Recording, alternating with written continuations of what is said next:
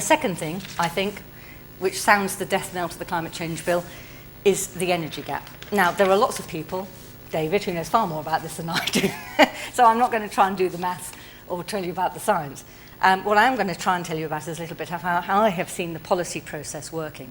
Now, that quotation I have seen used in various places, and actually the more you look at it, the more scary it is. By 2020, we need 2/3 of our current capacity to be refurbished. And, well, are we getting any, I mean, David, are we anywhere near that? No, that's unfair. It's unfair to throw that question at you. Now, it was very interesting to see how Chris Huhne almost had an overnight conversion to nuclear pragmatism as soon as he walked through the energy and climate change doors, because then you realise that it could be on your watch, and it now could be on our watch. I mean, this also has been sorted out in the major government.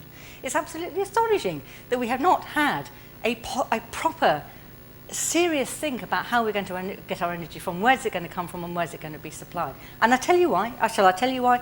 Because if you go into any focus group, the last thing on their mind is energy. Of course, it's difficult and complicated and boring, and you put the plug in,